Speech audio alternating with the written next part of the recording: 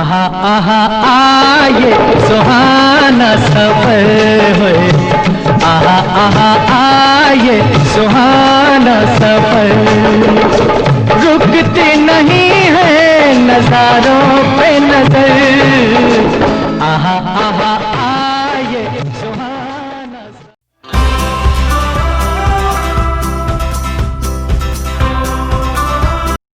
नमस्कार दोस्तों, मैं हूं आपका मोहित बरुआ और आप देख रहे हैं बरुआ का शो मस्ट गो ऑन। और आज रंगमंच के सुहाने सफ़र में हमारे साथ है वरिष्ठ रंगकर्मी कलाकार भी हैं, नौटंकी के कलाकार भी हैं, सुरेश शर्मा जी। सुरेश शर्मा जी से आज मिलाते हैं सुरेश शर्मा जी से। नमस्कार सुरेश शर्मा जी। नमस्कार दादा। तो मैं आपसे ये जानना चाहता हूँ कि आप कब से रंगमंच में और ये नौटंकी विधा में आपने पदार्पण किया? दादा मुझे कम से कम 40 ईयर यानी 40 साल कम से कम 40 साल हो गए नौटंकी और नाटक का अनुभव है। सर्वप्रथम मेरे, अब गुरु कह लें या कुछ भी कह लें, मेरे मामा गांव में रहते थे, वो नौटंकी पार्टी चलाते थे। तो उसमें मुझे छोटा सा कैरेक्टर दिया गया था, उसमें मैं जानता कुछ नहीं था। उन्होंने बताया कि बेटा तुम, किस सन की बात? ये सन मेरा अंदाज है कि ये 70 के पहले की होगी, 70 के पहले और पहले की बात होगी, ज़्यादा सन याद नहीं मुझे ज़्यादा, लेकिन मैं छोटा था, शायद 8वां में पढ़ता रहा होगा, तब की बात है, बहुत समय छोटे बात की बात है। तो वहाँ पर एक गाँव में नौटंकी थी, तो वो नौटंकी पार्टी चलाया करते थे, लड़कों वाली पार्टी, जेंट्स की पार्टी थी, लेडीज नहीं थी उसमें। तो उसमें एक अमर सिंह राठौर नाम का खेल था, तो उसमें नौटंकी शुरुआत हमारी नौटंकी से है। इसके बाद में मुझे उन्होंने एक रोल दिया अमर सिंह में, राम सिंह का, तो बोले इसको याद करो, इसे करना। तो मैं बड़ा डर सा रहा था, मैंने कभी किया तो है नहीं, तो उसको कैसे प्रपोज करेंगे। तो बोले आप परेशान हो, उसको याद कर लेना।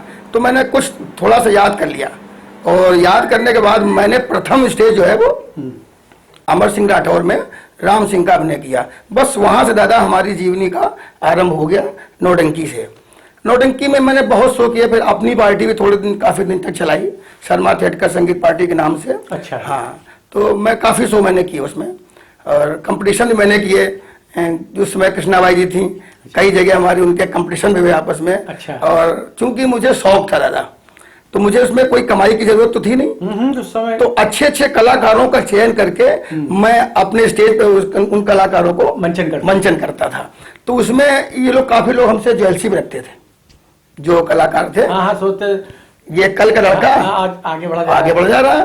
तो मैं अच्छे अच्छे जो टॉप कलाकार होता था, मैं उसको प्रपोज करता था कि चूंकि मुझे पैसा तो बचाना था नहीं, दादा अगर 500 ले रहे तो मैं दादा को 500 दूंगा। हाँ, नहीं, मगर काम अच्छा होना चाहिए। हमारा जो झंडा गड़े तो झंडा फिर झुकना नहीं चाहिए, हमारा वो उद्देश्य था। तो उस आप लोगों के आशीर्वाद से वो हमारा दिनों दिन बढ़ता चला गया। अब धीरे धीरे फिर सबसे पहले नौटंकी करते रहे, उसमें तमाम शो किए मैंने। हरिश्चंद्र तारामती किया, अमर सिंह राठौर किया, सुल्तान डाकू किया, गरीब की दुनिया किया, और श्रीमती मंजरी किया, और इसके बाद लैला मजनू किया। तो काफी शो होता है, दही वाली किया। मतलब नौटंकी के जितने भी शो इस तरीके के होते रहे, मैंने प्रोग्राम बहुत से किए एज ए कैरेक्टर। तो आप डायरेक्ट करते हैं कि रोल? नहीं, मैं रोल करता दादा। अच्छा। हाँ, मैं रोल करता था। तो उसके निर्देशन कौन करते थे? निर्देशन में अलग अलग निर्देशक लिए जाते थे। हाँ, अच्छा, ज्यादा क्या होता रहता है, जो खुले मंच के जो प्रोग्राम होते हैं उसमें कोई डायरेक्टर नहीं होता। अच्छा अच्छा। उसमें कैरेक्टर बांट दिए गए, अपने अपने कैरेक्टर पे वो चलते चले जाते हैं, रोल याद करो। अच्छा, होता क्या है कि जो आजकल के हैं उनमें याद करने का आवश्यकता नहीं होती है, सब कमर्शियल कलाकार होते हैं, उनको सब रट्टू तो याद होता है, चाहे वो फीमेल कलाकार हो चाहे वो जेंट्स कलाकार हो, सबको अपने अपने 10-10, 12-12, 14-14 दादा किताबें याद है। आज के जमाने में अगर उनको एक कैरेक्टर याद करने को दे दिया जाए तो कोई 1 महीना लगा दें और टक्कर भी ना पाए वो। मगर इस समय तो नौटंकी कानपुर से बहुत कम हो गई। नहीं, विलुप्त है दादा, है ही नहीं ना के बराबर है। कानपुर में तो है नहीं। नौटंकी यदि हो रही है तो पूर्वांचल में हो रही है, प्लस आपको उन्नाव डिस्ट्रिक्ट में हो रही है। उन्नाव डिस्ट्रिक्ट में आज भी नौटंकी का प्रचलन है 50%। नौटंकी बराबर हो रही है, उसका केवल कानपुर में ये विलुप्त होती चली जा रही है, क्योंकि यहाँ प्रशासन दादा नहीं इसको सपोर्ट नहीं कर रहा। यदि हमारी दफे कभी कहीं हो भी जाता है तो रात में आकर के पुलिस वाले वो मंच से हटवा देते हैं कलाकारों का मतलब हाँ, बंद करो भैया, बंद करो, हटाओ, बेइज्जती होती है। तो अब यहाँ का काम दादा बिल्कुल बढ़ गया, बढ़ गया। नौटंकी होती रही, होती करते करते दादा बहुत दिन तक चलता रहा। इसके बाद हमारी नौटंकी प्रशिक्षण केंद्र हम लोगों ने डाला, हमने हरिश्चंद जी ने अच्छा अच्छा। मिलके। उसमें नौटंकी में हमारा बड़ा सहयोग किया उन्होंने, संतोष गुप्ता जी थे, हाँ हाँ, उनके द्वारा हम लोगों ने एनएसडी तक में प्रोग्राम किया। नौटंकी का। जी हाँ, हरिश्चंद तारामती एनएसडी का प्रोग्राम, एनएसडी मैंने प्रोग्राम दिया जाके वहां पर। और दादा मैं आपको क्या बताऊं, वो लम्हा मुझे याद है, इतना लाइक किया वहां के लोगों ने, बोले ये कहाँ की विधा है, ये गायकी। वहां के जो लड़के थे सीखने वाले, वो बिल्कुल स्तब्ध से रह गए कि अरे ये विधा, ये कहाँ, उत्तर प्रदेश की लोक कला है ये गायकी। इतनी मतलब वहां पर लोगों से रहा, गले लगा लिया, छोड़ नहीं रहे थे। वहां के लड़कों ने इतना उसको हम लोगों को मतलब चाहा। तो नौटंकी एनएसडी मैंने संतोष गुप्ता के समय में की। अच्छा, इसके बाद में फिर जयपुर गया, नौटंकी प्लस नाटक। नौटंकी मैंने किया वहां पर जाके, बेटे की कुर्बानी, और संतोष जी अपना नाटक ले गए, चाहे तिल का ताड़, तिल का ताड़, शेष का नाटक। जी हाँ, तिल का ताड़ मैंने वहां पर किया जाकर के। तो दादा नौटंकी पहले दिन तो ये हुआ इनका तिल का ताड़, तो कोई ऑडियंस कोई खास आई नहीं। और दूसरे दिन जब नौटंकी हुई तो दादा आपको बताओ, जयपुर जो हॉल बनाया, जवाहर कला केंद्र बनाया उन्होंने, बहुत बढ़िया हॉल है, आप मस्त हो जाएंगे देख करके दादा। अच्छा? इतना बढ़िया हॉल बना हुआ है कि आपकी तबीयत खुश जाएगी। तो संतोष गुप्ता के द्वारा नौटंकी और प्लस वो आपका नाटक तिल का ताड़ मैंने वहां से किया। तो नाटक का जो प्रचलन हमारे साथ शुरू हुआ दादा, वो संतोष गुप्ता जी के द्वारा हुआ। और दादा मुझे अभी तक इतना जुझारू डायरेक्टर नहीं मिला, ना दिखाई पड़ा, जो मिलकर हर तरीके से वो मतलब उसी में समर्पण नाटक पे हो। बहुत मतलब वो थे, बहुत लेबर करते थे, हैंडलूम में सर्विस भी करते थे। और दादा मतलब ड्यूटी छूटने के बाद में सीधे वहीं पर आते थे। और दादा मैं क्या बताऊं, हमारा बाप उनकी आत्मा को ईश्वर शांति दे। हाँ दादा, हमसे वो थोड़ा सा नाराज भी रहते थे। नाराज इसलिए रहते थे कि मैं नहीं, काम से नहीं नाराज रहते थे, समय से, क्योंकि मैं दुकानदार आदमी। हाँ, तो दुकान से मैं लेट हो जाता था। तो लेट भी वो हमारे नाराज होते थे। लेकिन आप लोगों दादा बड़े बुजुर्गों के आशीर्वाद से, लेकिन मंच पे मैं अपना एक अलग स्थान बना लेता था। तो इस पे भी वो हमारे कोई गले लगा लेते हैं, भाई शर्मा जी चलो कोई बात नहीं है। तो वो हाँ, वो बहुत मतलब प्रभावित होते थे हमारे काम से। तो दादा जो भी होता था वो सब भूल जाते थे। तो फिर उसके बाद आपने नाटक में किसके साथ? नाटक में दादा भी वो प्रेम स्वरूप निगम जी के साथ किया। उनके साथ कौन? उनके साथ इतिहास चक्र किया मैंने, और रामलीला भी किया। रामलीला। अच्छा, रामलीला शिमला में गए थे आप? नहीं दादा, मैं शिमला नहीं किया, मैं गया था दादा नरेंद्र नगर। नरेंद्र नगर वाले ऋषिकेश। हाँ, नरेंद्र नगर किया मैंने, और भुवनेश्वर किया। भुवनेश्वर कौन सा रोल करते थे उसमें? मैंने बताया तो आपको, वो रावण का रोल किया। अच्छा, रावण। और वो क्या नाम से, सूत्रधार, दोनों मैं करता था एक साथ। उसमें दीप थे, एक बार नहीं जा रहे थे, तो भुवनेश्वर मुझको कैरेक्टर डबल करना पड़ा। तो फिर मैंने दोनों ही कैरेक्टर मैंने मुझको निभाने पड़े।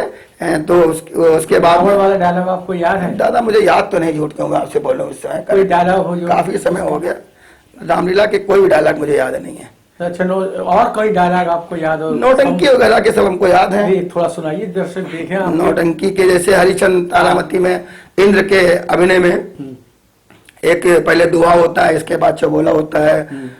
तो इंद्र विश्वामित्र जी को बुलाते हैं और विश्वामित्र से अपनी अर्ज करते हैं कि वहां पर पृथ्वी लोक में राजा हरिश्चंद्र यज्ञ कर रहा है, और उसके यज्ञ जो 99 हो चुके हैं, और 100 यज्ञ यदि पूरे हो जाएंगे तो मेरा सुरपुर वो छीन लेगा। तो इंद्र कहते हैं विश्वामित्र जी से, यतन कहा मुनिवर करूं, संकट कठिन कराल, सतदारी बारी भयो, अवधपुरी भूपाल।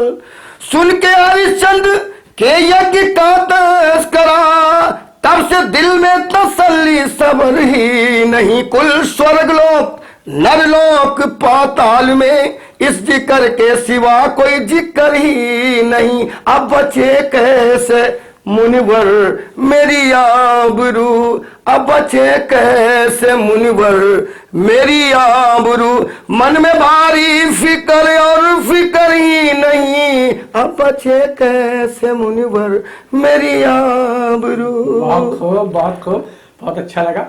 मगर फिर आपने किस किस डायरेक्टर के साथ हिंदी में नाटक दादा फिर मैंने PS निगम के साथ किया PS आपने? निगम के साथ किया, और जयंत श्रीवास्तव जी जयंत हैं श्रीवास्तव जी। और अशोक श्रीवास्तव जी हैं। अशोक श्रीवास्तव जी का कौन सा नाटक? वो प्रगति की ओर किया और सिंहासन खाली किया सिंहासन खाली है। जी, और शताब्दी का नायक किया मैंने, बीरेन यादव हैं वीरेन यादव के। उनके साथ मैंने किया, और वो नंदी दादा वाला टूटा आईना, हम्म, इस तरीके दादा इस तरह के नाटक थोड़ा बहुत अपना करते रहे। ओमेन के साथ भी ओमेन के साथ भी मैंने किया, लेकिन ज्यादा दिन तक उनके साथ नहीं जुड़ पाया मैं। वो ओमेन के साथ ही मैं नरेंद्र नगर गया था, अच्छा, हाँ वहाँ नरेंद्र नगर, और ये आपका सिलीगुड़ी, सिलीगुड़ी, और ये भुवनेश्वर, भुवनेश्वर। ये नरेंद्र नगर और ये भुवनेश्वर और आपका सिलीगुड़ी, ये ओमेन जी के साथ किया मैंने। तो हमको उनके बातें कुछ समझ में नहीं आती दादा। हमारा मतलब था कि अगर आपको मिल रहा है, देखिए बहुत साफ सुथरी दादा बात, तो कलाकारों का शोषण ना करें आप। यदि नहीं मिल रहा तो आप हमसे 1000-2000 हमसे लीजिए आप। मुझे नाटक की शौक है तो मैं नाटक करूंगा, और 1000-2000 दे करके करूंगा। सही है। मुझे अगर शौक है नाटक से, और अगर आपको मिल रहा है और कलाकारों का शोषण कर रहे हैं, तो मैं इसको बर्दाश्त नहीं करूंगा दादा। मेरी इसीलिए नहीं पड़ती थी। वो तो हमेशा अब जाए दादा, आप मुझको अच्छा समझे या बुरा समझे, नहीं, जो सिद्धांत है ये थोड़ा। जो बात हम समझौता नहीं। कलाकार को थोड़ा सा अगर पारितोषिक नहीं मिलता तो आदमी खुश नहीं। आप दादा, मैं आपको रमा बता दूं, जब मैं सिलीगुड़ी गया वहां पर, तो 50-50 रुपए दे रहे थे प्रेम स्वरूप निगम जी खाना खाने के। हाँ 50 रुपए ले, तो बोले शर्मा जी 50-50 रुपए मैंने दे दिए। हाँ। तो मैंने कहा सर ये पैसा मैं क्या करूंगा, हाँ। 500-700 रुपया मैं अपने धंधे का नुकसान करके केवल नाटक के शौक के लिए आया हूँ। हाँ। इस 50 रुपए में क्या करें, चाय तो नहीं मिलेगी। सही तो आए एक काम करिए सर, आप ये 50 रुपए हमारी तरफ से ओमेन के बच्चों को दूध पीने के लिए दे दीजिए आप। दादा, सही कहा आपने। ये मेरे शब्द थे। मैं नहीं, हमें मालूम, वो दिन आज तक मुझे याद है, वो वर्ड में जो मैंने बोले थे। तो बोले नहीं आप ले लीजिए। हमने कहा मैं सर नहीं लूंगा। हाँ, जब इतना पैसा खर्चा करके हम आए। और हम बिल्कुल आपके माध्यम से मैं बोल रहा हूँ, हाँ, बताइए। और कटु सत्य में बोल रहा हूँ, मैं कतई डरने वाला आदमी नहीं हूँ। कलाकार का शोषण नहीं होना चाहिए। शोषण नहीं होना चाहिए। हमारे एक लड़का इन्हीं के अभी भी जुटा पड़ा है, वो लड़का अनिल करके नाटा साहब, वो इनके गीता निगम रहता है। हम लोग वहीं सिलीगुड़ी जा रहे थे, तो इस लड़के का ये मुगल सराय के आसपास इसका बैग गायब हो गया। हाँ, ये भी सुबह को मिला। अच्छा, इसका पैसा वैसा सब उसी में था, रोने होने लगा। तो मैंने कहा परेशान लोग, क्योंकि ग्रुप में सबसे छोटा था। तो जब हम लोग वहां पहुंचे जाके जलपाईगुड़ी, तो जलपाईगुड़ी सब लोग रुके। अब रास्ते पर जब ओमेन उतरते थे तो किसी के नहीं पूछते तुम यार भूखे हो प्यासे हो क्या, आपका दायित्व दादा क्या बनता है। आपके साथ में गया हूँ, बिल्कुल। तो आपका दायित्व क्या बनता है। पूरा हमको पूरी रिस्पॉन्सिबिलिटी उठानी पड़ती है। अगर हम कंपटीशन में जाते हैं बच्चों को लेके, पहले वो खाते फिर बाद में। ये तरीका होता। तो जहां भी जाते थे स्टेशन पे उतरे तो मुझे, अरे यार यहाँ ये चीज खाई हो आपने, यार यहाँ की ये चीज बहुत अच्छी लगी। तो दादा क्रोध लगेगा, खा रहे या तो पूछो नहीं। अच्छा, उसका बैग गायब होगा अपने को, ओमेन भाई साहब वो इसके अनिल का बैग गायब हो गया, इसमें पैसे थे। अरे बोले जो ध्यान नहीं देंगे तो क्या करें। खैर कोई बात नहीं। जलपाईगुड़ी हम लोगों ने चंदा इकट्ठा, मुझसे चंदा इकट्ठा किया। ये खा पी क्या बोले वो फला वहां से बोपड़ा का खाना मिल रहा है। तो हमने कहा यार वो लड़का अपने ग्रुप का, उसको चाय तक नहीं मिली है। हाँ। उससे तुम एक बार नहीं पूछ सकते हो कि तुमने बेटा तुमने खाया है कि चाय पिया नहीं पिया है। बोले तुम नहीं पूछ सकते हो, ये शब्द थे उनके, तुम नहीं पूछ सकते हो। मैंने कहा मैं तो पूछूंगा ही। और मैंने पूछा, सब लोगों ने उसको चंदा करके पैसे इकट्ठा करवाया, ले नहीं रहा था। फिर लेकिन हमने कहा तुम सबसे छोटे हो, यदि मुझे दादा कहते हो मुझे, तो दादा का दायित्व तुम्हें निर्वाह करने दीजिए आप। मैंने उसको पैसे सब कुछ दिए। सारे पैसे देने के बाद में वो अपने जो भी था इकट्ठा किया, नाश्ता पानी किया, हमारे साथ प्रोग्राम करने गया। और तब तक उनके 2 चाटुकार बहुत थे। इस माध्यम से मैं ये भी कहना चाहता हूँ, एक तिवारी जी और एक सुरेश श्रीवास्तव, ये ओमेन के बहुत बड़े चाटुकार हैं। बोले शर्मा जी आप यहाँ इसी बातें कर रहे हैं। मैंने कहा एक बात सुन ली। बोले कानपुर बात करना चल करके। मैंने कानपुर में नहीं, बात यहाँ उठी तो यही होगी बात। अगर मुझे बुखार भी आ जाएगा, छींक भी आ जाएगी, तो ओमेन की जिम्मेदारी होगी मेरे घर वालों को जवाब देने की। मैं इनके उस पर आया हूँ, किसी को उस पर नहीं आया हूँ। जिम्मेदारी इनकी है। यदि मुझे छींक आएगी तो क्यों आई छींक भाई, तब हम अगर टीम ले गए तो पूरी रिस्पॉन्सिबिलिटी मेरी जिम्मेदारी इनकी है। हमेशा ये होती है। तो दादा मैं पर होता है यही टीम काम चलती है आगे। तो ये दादा इसी तरीके से चलता ऐसे रहा। अगर टीम टूटती चली जाती है, बिछड़ती चलिए चली टूटे, जाती है। अशोक भी जुड़े हुए थे हमारे उन्हीं के साथ में, अशोक बैठ गए, राजकिशोर जुड़े हुए थे, ये जुड़ गए, काफी लोग जुड़े हुए थे, सब धीरे धीरे हटते अच्छे कलाकार लोग सब चले गए। क्या करते दादा, कहाँ तक उनकी चाटुकारिता करते। नहीं नहीं ठीक है। भाई पालिश करना दादा मुझे नहीं आता। तो इस समय रंगमंच में अभी कुछ अब दादा इस समय रंगमंच में हो ही नहीं रहा कुछ, और हम तो उदास हैं इस रंगमंच से, इसलिए कि कुछ करने को नहीं मिलता। जब दादा को थोड़ा सा उभार आता है तब तक वो काम खत्म हो जाता है।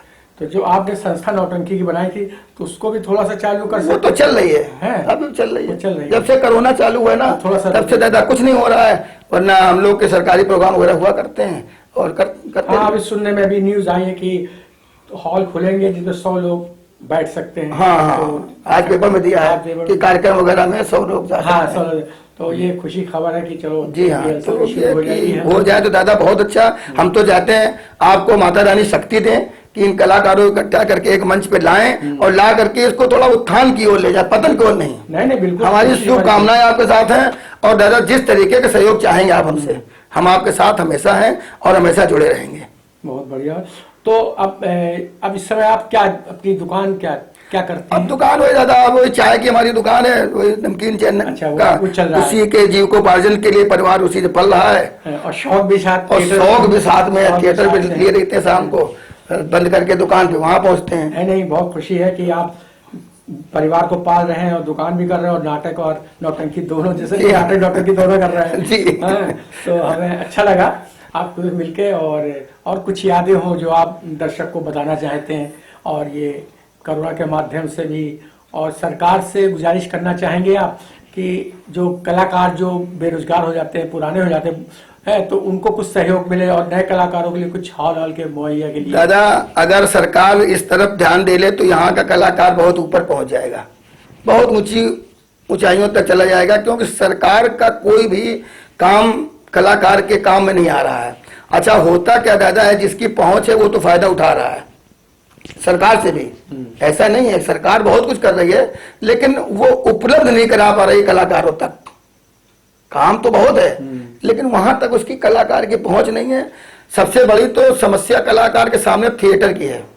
इतने महंगे थिएटर हैं यहाँ के, जो कि उसके लिए गहन करना वहन करना बहुत 50 हजार 50 रुपया कैसे खाली हॉल के हैं। हॉल के बताइए। और रिहर्सल हमारी रिहर्सल हो गया, लाइट्स हो गई, कास्ट्यूम हो गया, कार्ड छपवाना है, गेस्ट को बुलाना, तमाम कला, तो ये बहुत मुसीबत है। तो इस तरफ ध्यान नहीं कर गवर्नमेंट का।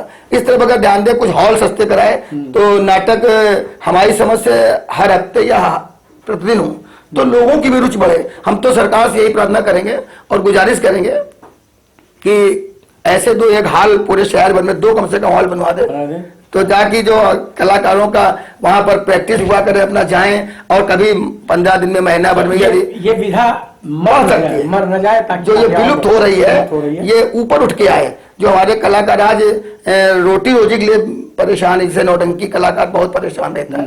क्योंकि बहुत से कलाकार दादा नौटंकी में ऐसे होते थे कि इसी पर डिपेंड रहते थे, सही है, पूरे साल भर रोटी इसी खाते थे। इसी खाते। एक जमाने में दादा क्या था कि पूरे साल भर की रोजी रोटी उनकी चल जाती थी सालक में, और प्लस जब ये आता था आपका जन्माष्टमी, तो जन्माष्टमी में दादा 8 दिन 9 दिन लगातार कार्यक्रम नौटंकी होते थे, और सबसे ज्यादा थाने में प्रोग्राम होते थे, पुलिस लाइनों में प्रोग्राम होते थे। तो वो प्रोग्राम बिल्कुल खत्म हो गए।